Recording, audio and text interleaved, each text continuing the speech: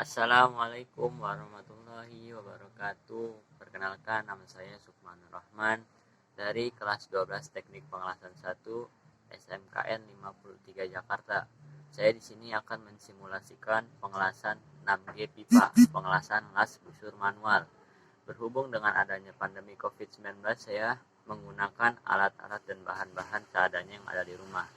Nah, sebelum mengelas pengelasan 6G pipa, kita akan mempersiapkan alatnya, yaitu seperangkat mesin las busur manual, lalu satu set alat keselamatan dan kesehatan kerja, dan satu set alat bantu las busur manual. Saya di sini menggunakan alat bantunya yaitu sikat baja, lalu palu terak, lalu tang penjepit, dan kikir.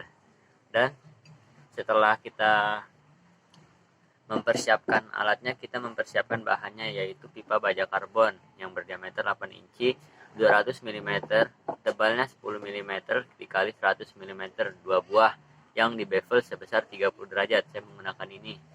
Nah, nanti ini akan kita bevel terlebih dahulu. Nah, setelah itu kita bahannya yaitu elektroda AWS E6010 atau E6011 yang berdiameter 2,6 mm atau 3,2 mm yang berbahan selulosa. Saya menggunakan ini untuk elektrodanya. Nah, sebelum ke langkah pengerjaan, kita mengecek terlebih dahulu keselamatan kerjanya. 1. Periksa sambungan kabel-kabel las. Lalu gunakan alat keselamatan kesehatan kerja yang layak dan jangan gunakan kabel yang sudah terkelupas. Lalu bekerjalah pada ruang las yang tertutup dan usahakan ruang las tempat pengelasan tidak terbuka sehingga cahaya las tidak mengganggu lingkungan sekitarnya. Dan bertanyalah pada instruktur atau pembimbing jika ada hal-hal atau materi yang kurang dimengerti, dan bersihkan alat dan tempat kerja setelah selesai pengelasan.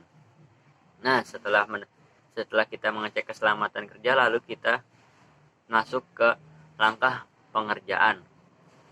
Nah, langkah pengerjaannya yaitu siapkan peralatan las busur manual dan alat-alat bantunya, dan siapkan 2 buah pipa dan yang sudah di bevel sebesar 30 derajat.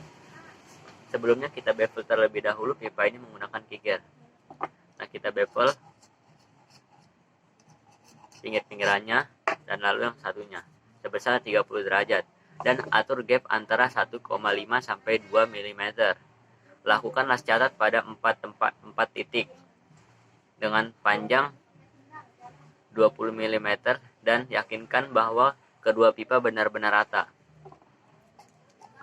Nah, kita lakukan las catat di sebelah menggunakan elektroda di setiap bagiannya. Lalu bersihkan dan gerinda las catat dengan menggunakan cutting gerinda. Nah, setelah kita las catat, kita bersihkan menggunakan mesin gerinda yang sudah di las catat atau tackwell. Nah, lalu setelah itu kita tempatkan benda kerja pada posisi 45 derajat, posisi 6G, dengan menggunakan alat bantu. Nah, kita tempatkan 45 derajat. Nah, ini kan tadi kan sudah kita, nah seperti ini. Nah, lalu setelah itu kita atur ampere sebesar 70 sampai 90 ampere atau sesuai dengan tabel yang ada pada bungkus elektroda. Nah, setelah itu kita lakukan jalur pengelasan. Jalur pertama, akar arah turun, mulai dari atas menggunakan elektroda AWS E6010 atau E6011 yang berbahan selulosa. Tiap sambungan harus diteruskan seperti perlakuan pada las catat. Nah, kita lakukan pengelasan jalur pertama. Jalur pertama ini kita tarik, arah elektrodanya kita tarik saja perlahan sampai mengelilingi pipa tersebut sampai pada titik awalnya. Nah, jika elektrodanya habis di tempat sini, di bagian sini, kita tiruskan terlebih dahulu menggunakan cutting gerinda atau mesin gerinda. Dan setelah itu kita lanjutkan lagi sampai titik awal kita mengelas. Nah, setelah jalur pertama selesai, kita terlebih dahulu mengetok menggunakan palu terak. Nah, bagian-bagian ini kita ketuk dan disikat menggunakan sikat baja. Nah, lalu lanjut ke langkah kedua. Kita menggunakan sama elektrodanya dengan jalur kedua, yaitu segitiga atau setengah lingkaran. Nah, perlahan